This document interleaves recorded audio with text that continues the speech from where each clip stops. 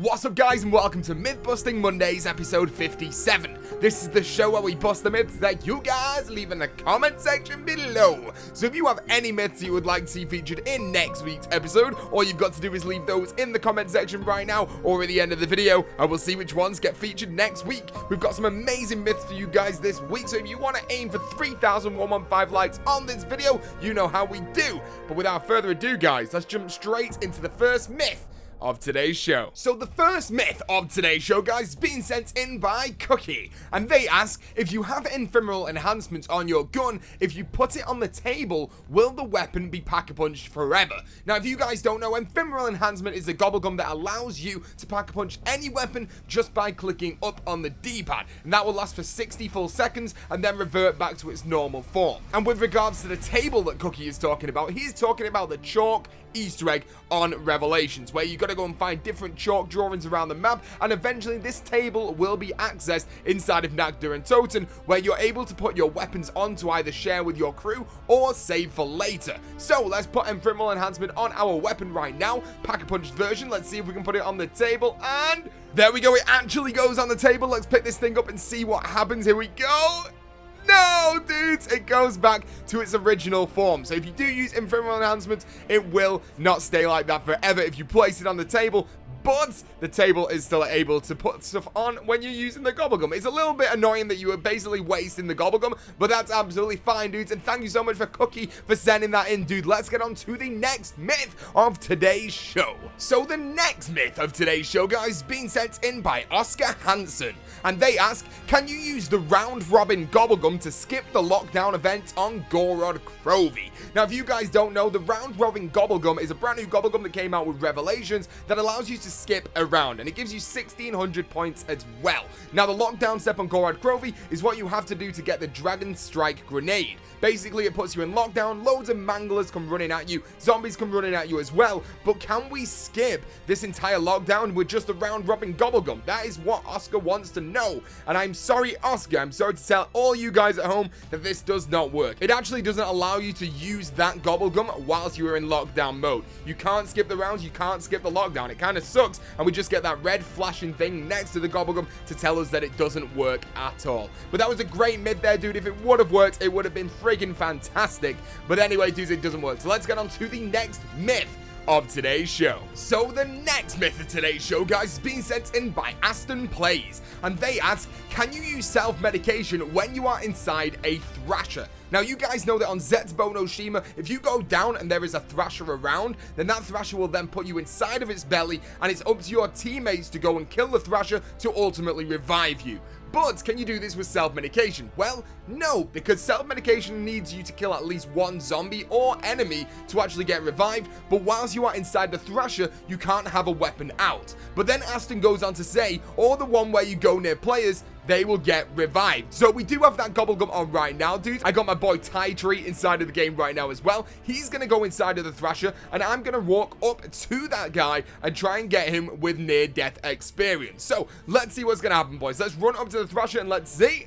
Boom! No! Near-death experience does not work on the players that are inside of the Thrasher. And you'll see right here that the gobblegum is working 100% of the time, because I'll kill the Thrasher and Tree will instantly start getting revived without me actually reviving him. So no, dudes, that doesn't work, but that was a great myth to go and test out, Astin. Thank you so much for sending that in, and let's get on to the next myth of today's show. So the next myth of today's show, guys, with a whopping 95 likes, is from Cthulhu's dad, and he puts, if you put your katana on the gun swap table, will your friend be able to pick it up and have two katanas? Now, I actually tried this on solo and on co-op, and we get to see that on solo, I actually tried this. I bought a katana, put it on the table, bought another katana, went back to see if I could pick it up, and no, I could not pick it up, dude. So it doesn't work on solo, but does it work on co-op?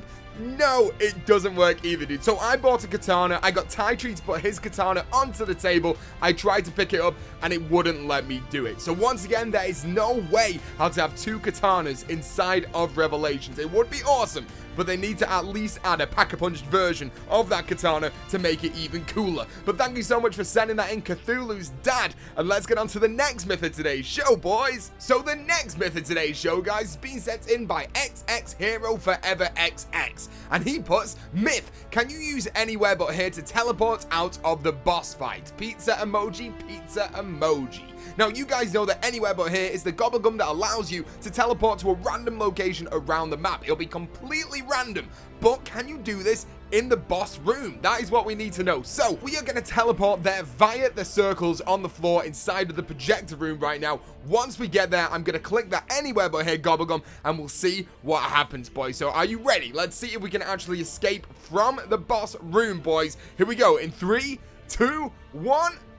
Boom! Yes, dudes, you can escape from the boss room with anywhere but here. I honestly thought this wouldn't work, and maybe if it was in the actual boss fight at the end of the game, it wouldn't have worked, but for definitely the parts where you've got to read the codes and place it in to actually get the Marguas to spawn in, this works, which is crazy. So there you go, guys. Anywhere but here. If that step gets a little bit too tricky for you, anywhere but here is the option for you. So thank you for sending that in, Hero Forever, and let's get on to the next myth of today's show, dudes. So the next myth of today's show, guys, is being sent in by Ford Fanatic, and once again, it's another myth surrounding this gun table or weapon table on Revelations. You guys have sent so many in this week to do with them, but that's awesome because it's really, really interesting to try them out. Now, this one says, if you have disorderly combat and put a gun on the table in Revelations, will another gun spawn in? Now, if you guys don't know, disorderly combat is the gobblegum that switches through different weapon cycles every 10 seconds. So 1 second you'll have a VMP, the next minute you'll have a dingo, the next minute you'll have a Vesper. It basically goes through every single weapon that's inside of that map every 10 seconds. But can we actually place one of the weapons that we get from disorderly combat on the gun table in Revelations, save it for a rainy day, and then get switched out for another weapon with disorderly combat?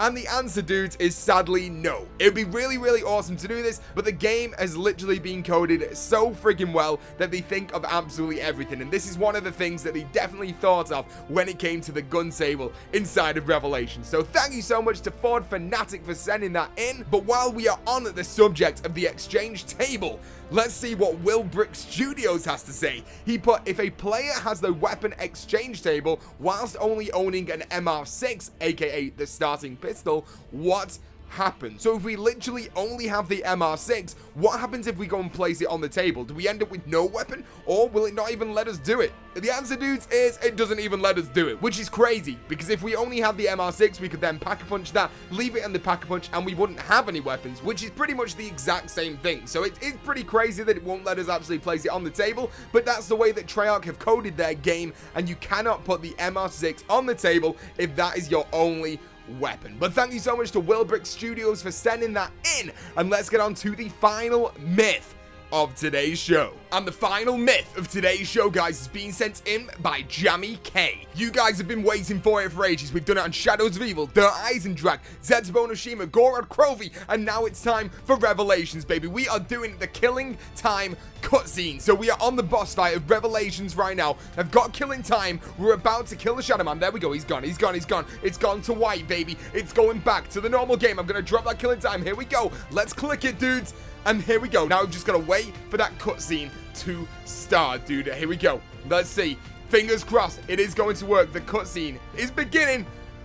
Yes, dudes. Yes, it actually works. No friggin' way. Yes, dudes. Finally, we got Revelations cutscene done with killing time. There we go. And there we go. It has finished, dudes. That is awesome. Okay, so the cutscene can be stopped with killing time. It would obviously be a lot better if I left that killing time to pop a lot later on. If we did it just a little bit longer, we would have pretty much skipped this entirety of the Sophia mini cutscene, but they made it this long in game just so we weren't able to stop the main cutscene once the characters are there. They tried to do it with Gorod Grovey, but we managed to fool their plan. But with Revelations, they had that cheeky 20-second cutscene before the main one even started, so then we could stop it with killing time, but the real one couldn't. But there you go, boys. We can stop the cutscene on Revelations with killing time, baby. That is what we're talking about. And that is it for Myth Busting Mondays, episode 57. If you enjoyed the video at all, guys, let me see a like right now. Let's aim for 3,115 likes on this video. You know how we do. If you are brand new to the channel, make sure you click that subscribe button,